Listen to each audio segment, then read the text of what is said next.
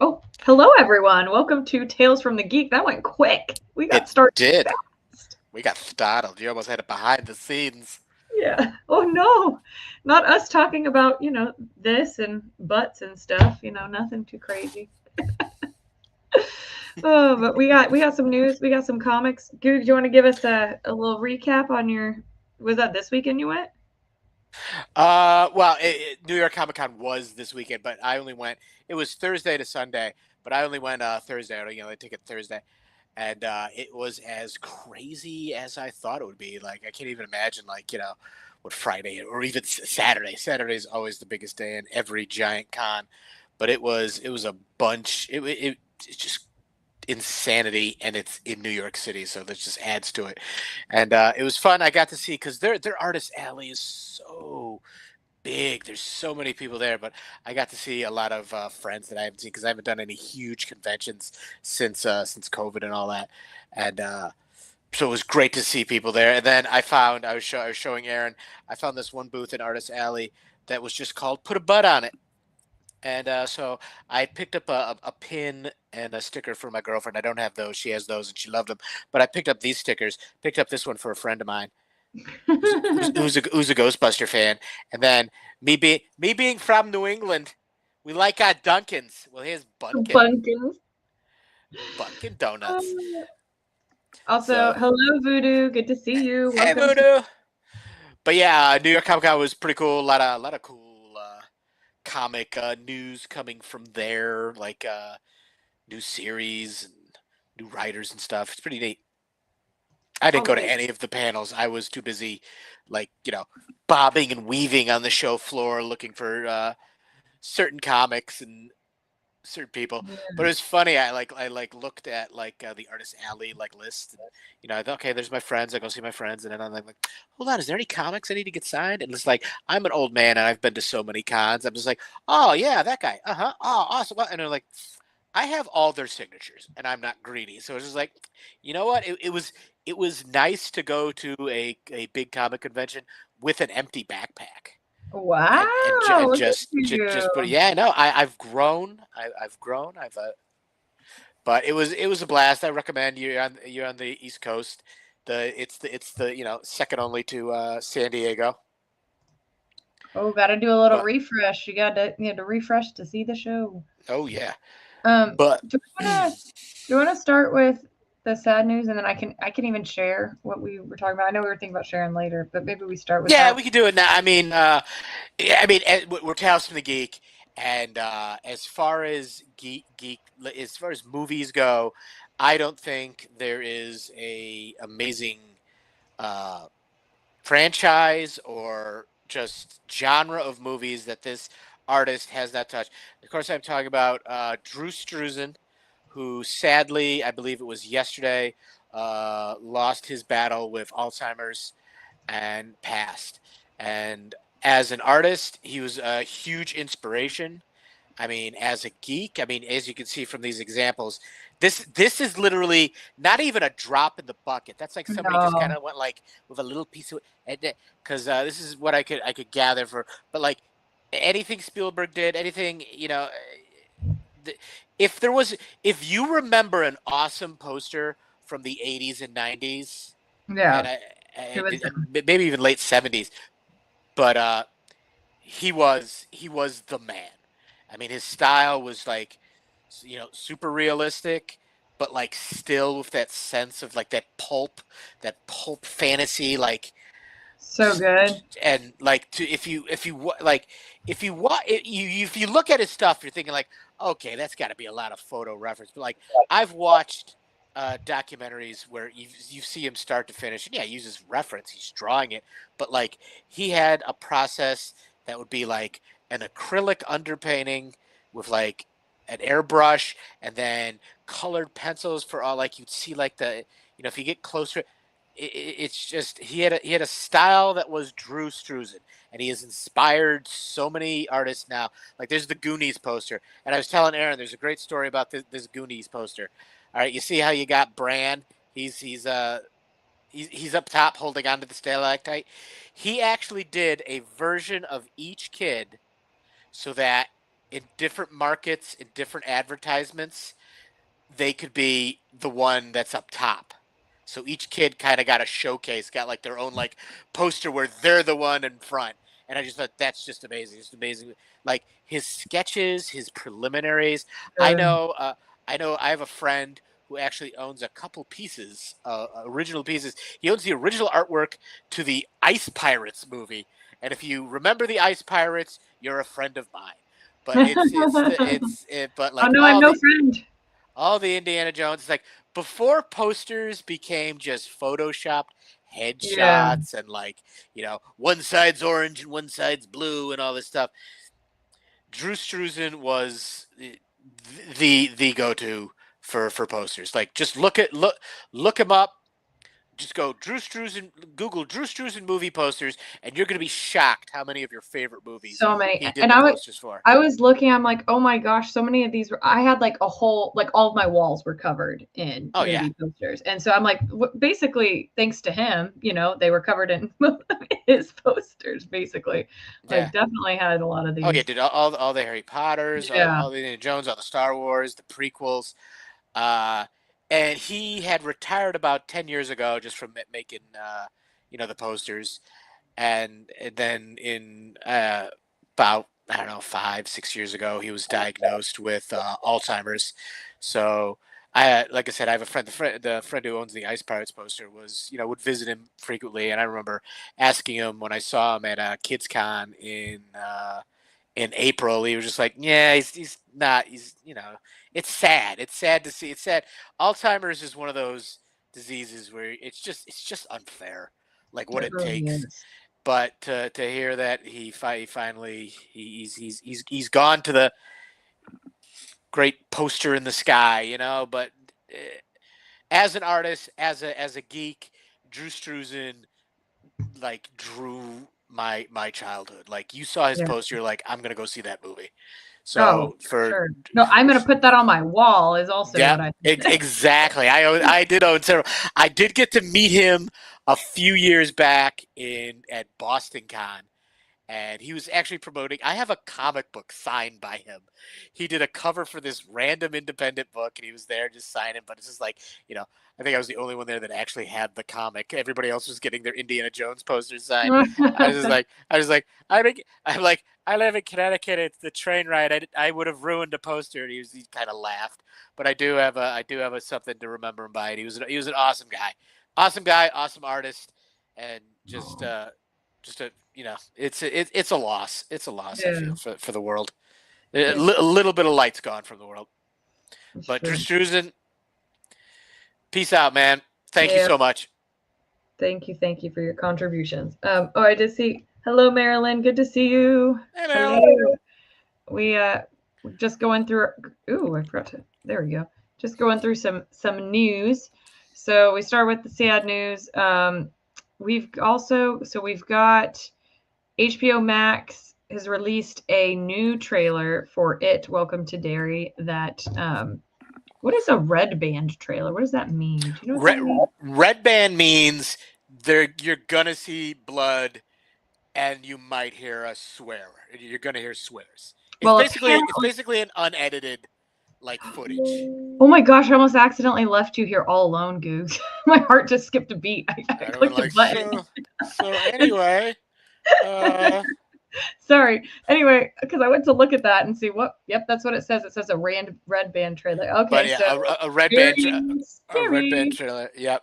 I did not watch it yet, obviously. Otherwise, I would know what I that don't means. I don't know if So I've seen the Red Band one. I saw a trailer, but it's just one of those things where I'm good. I'm in. yeah. I Well, mean, you get and I you get also when I'm in, I sometimes don't want to watch all the trailers because trailers nowadays can show too much to where I'm like, well, I already know this person's gonna be in this situation. I'm terrible at that. Like I will watch a trailer and be like, okay, I know how this movie goes. Yeah, I know how it goes now. So there's a certain point where like you get the teaser trailer and then I'm just kind of like, you know what, I'm done. I don't need any more. You're good. You have my money. Please stop.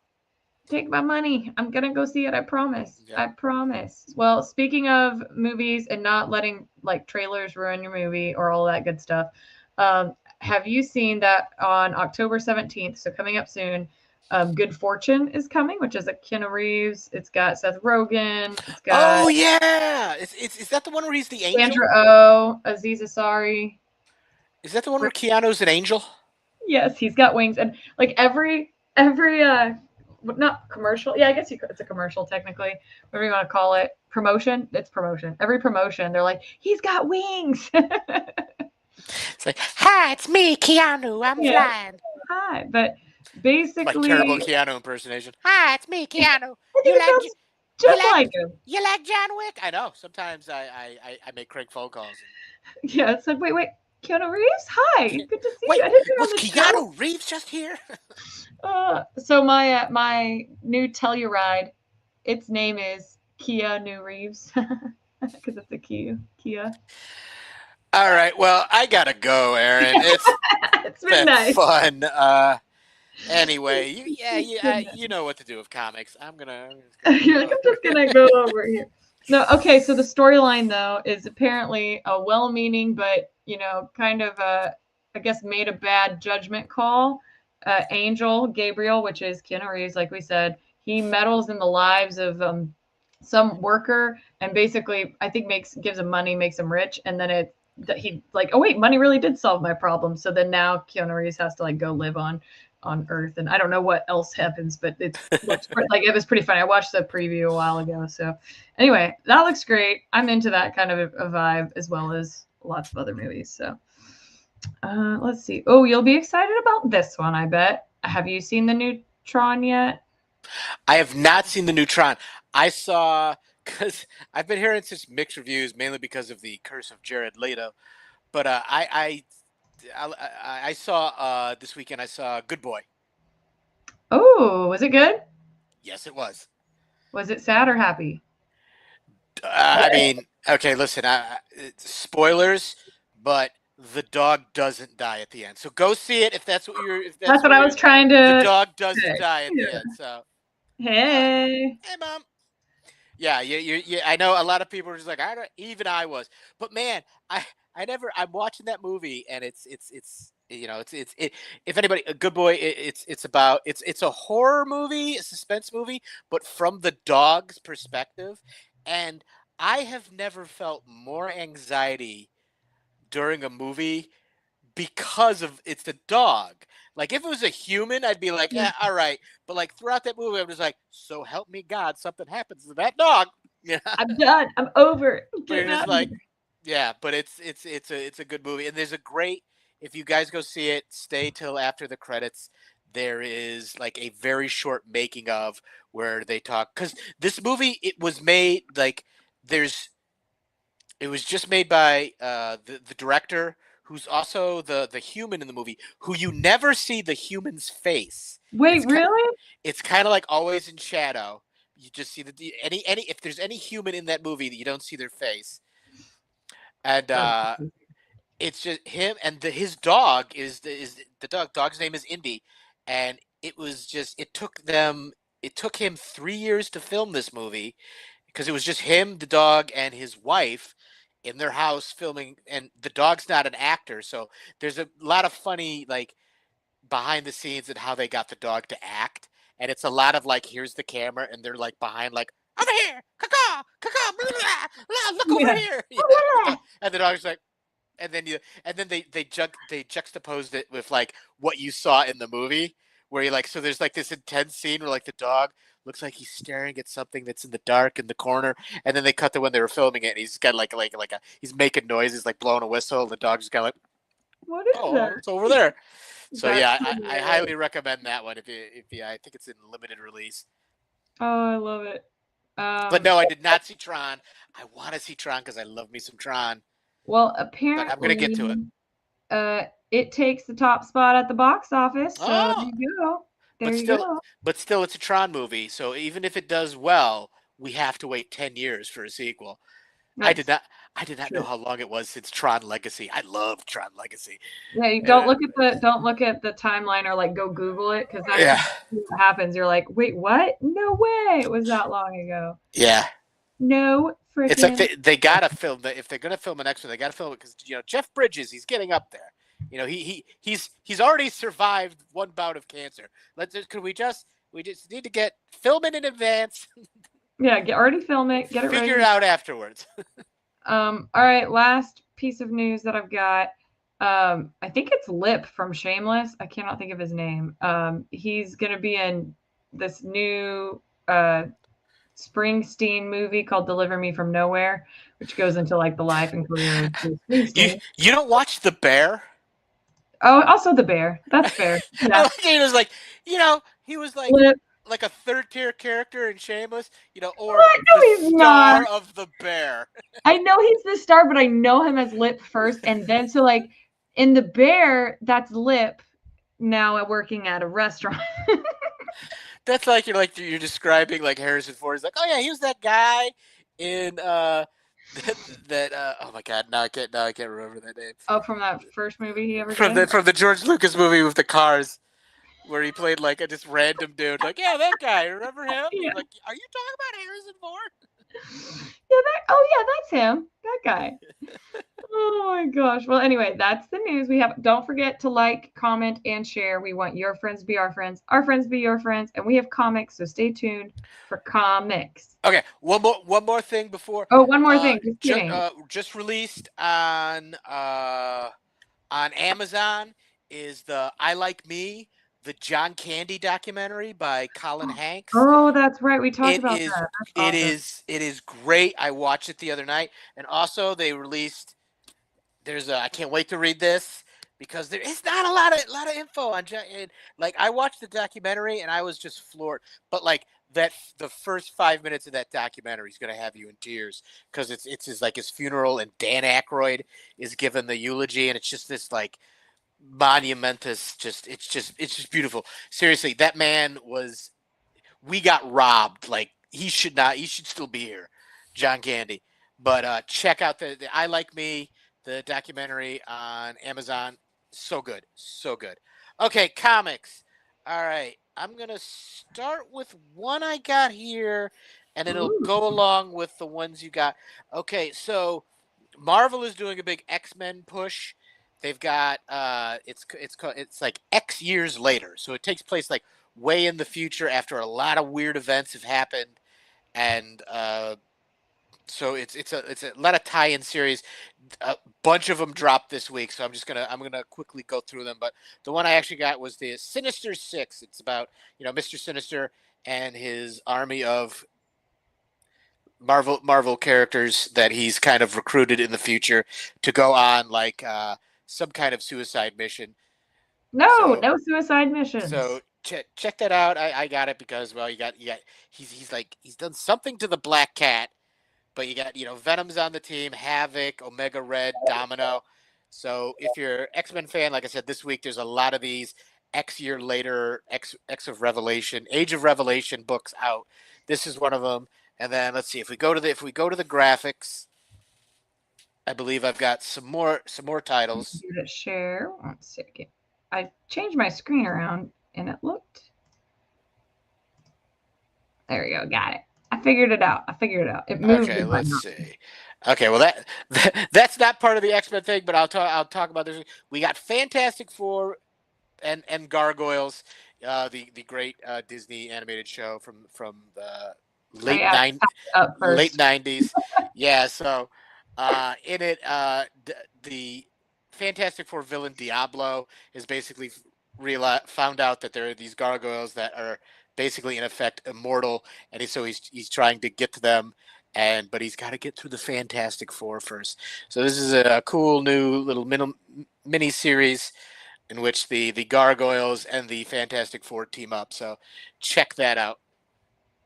Oh yeah, my mom loved that show. We used to. All right, so here we go. From the Age of Revelation, this is Iron and Frost. What, the Gargoyle show? Oh yeah. Oh, I love that too. Yep. This is Iron and Frost, another Age of Revelation X title coming out this week, which involves Emma Frost and Tony Stark, Iron Man.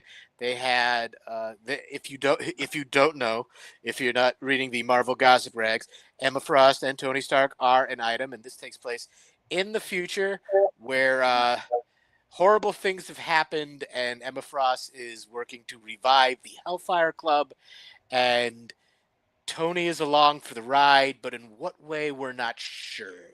Very interesting. I did manage to flip through this today.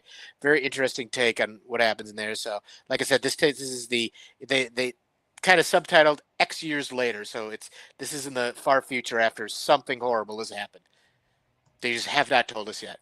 And then we got the Unbreakable X-Men, which sees 3 remaining X-Men from a certain era, a certain team, and how they're dealing with what's been going on and trying to get, like, not the team back together, but to find like lost members and to make sure they're alive. This is it's Gambit, who's apparently been blinded. But so again, X-Men fan, you're X-Men fan.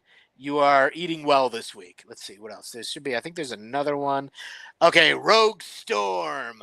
All right, this is basically what it says. But in the future, because the X-Men have basically been just scattered to the wind, Storm is basically threatening the Earth with a new ice age, and the only one that can kind of get to her, try to pull her back from the brink is Rogue. So that's the story going on here. Rogue's trying to get to Storm and try to convince her or talk her down from destroying the Earth. Don't do it. Don't do it. Well, that's it. Those are the books. Those are the books. Okay, so I've got some fun books here. All right, from Image. It's Halloween, so here we go. Hectoplasm and the Bigfoot Hunt. Hectoplasm is your basic paranormal investigator, and he's got his sights set on Bigfoot. So what is behind him? I don't know. It's frightening. That is terrifying. A nice Ryan Otley cover, but check that out if you're a fan of cryptids like I am, or just the paranormal. So check that out. Hectoplasm and the Bigfoot Hunt. Okay, you go looking for Bigfoot and you find whatever the heck that is. Let's see. Before I get to the which is basically the book of the week, I need to point out this one. This is the Incredible Hulk 30. It's the last issue of Incredible Hulk because a new series, The Infernal Hulk, is coming out. So this is kind of, if you go to the last page, you'll see why the next one's going to be called The Infernal Hulk. But they've been doing Muppet covers, and I need to point out, I know Rick loves himself some variant covers, but this one I got simply because it is a takeoff on the Hulk #1, and it is Bunsen and Beaker. And so good. I don't, you can't really. It's a beautifully like painted, like very well rendered cover, and like I saw this, I had to get. This is the version of this book I needed to have, but it's just look at that. So that's just I want a poster of this. Okay, and book of the week everybody's talking about because you never know what you're going to get. We got Mark Spears' Monsters, The Monster and the Wolf. This is a prequel to his monster series that is going on now, in which trick or treat blind bag, so you don't know what cover you're getting or what? Yeah.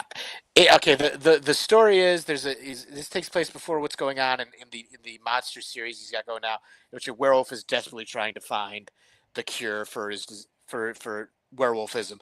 But the big thing about this is that it is a blind bag. There are 75 different original Mark Spears covers you can get. Wow. In this, some of them are like 1 in 1,000. 1 in 750, there, and some, very rare.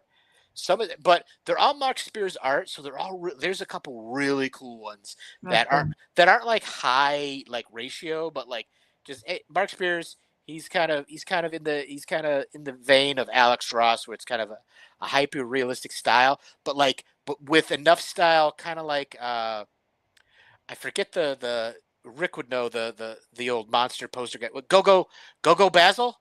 I think those old school like illustrated monster posters, movie posters. Oh yeah. Mark Spears, he's just one of the best. So it's other than that, it's like I said, if you're an X-Men fan, you are eating good this week. But other than that, it's kind of a lighter week. I think because New York Comic Con was last week. But but as always, I always say, go to your local brick and mortar or a reputable online store to check out and see what every book that came out this week is and what you can get your hands on. Do it. All right, so we are at day 14 of Adopt a Monstober, going all day, all month. And so if you check out my Instagram or The Art of Chris Gugliotti or Chris Gugliotti on Facebook, every day I will be posting 1 or 2 monsters. And these are original watercolor paintings. I have today's monsters here. All right, let me close this off so you can see Yep. the bigger. These are original, hand painted. These are today's monsters. They're so And you pretty. and what it is that people ask me, okay, what does it mean? What do I adopt? What does it mean I adopt it? Well, you will get this original watercolor painting, as well as a special certificate of adoption where you can name your monster, date of adoption. It's even got a little thing you could read on how to care for your monster. You also get a sticker. Oh, see, you've got original. That is first adopt a Monstober monster right there. I have to send you a new adoption card because these made up. Yeah, But I don't know where my adoption. I had one. I thought they were like small. It was like the first ones are very tiny. They were just business yeah, cards. But I got yeah, it those was a printed up. business card. But yeah, check it out. Check out Instagram. There's a few monsters that still need homes, and for every day this month, I will be posting new monsters, new original watercolor paintings that you could invite into your home. They make great gifts. Kids love naming their monsters weird names. Mine is a ICU because I see you.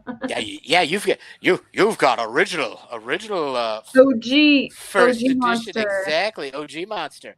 That's But right. that's all I'd say. So if you want, check out my Instagram. Do it. Support the Monster Adoption Agency and bring something monstrous into your life. You do it. Do it. Alrighty. Well, we love spending our Tuesdays with you. We go live at 6:25 Central Time. And yeah, we will see you guys next week. Melanie's niece Ella loves hers, by the way, Googs. Woo! Yeah! Later, guys. Bye, everybody. Have a great week. Bye.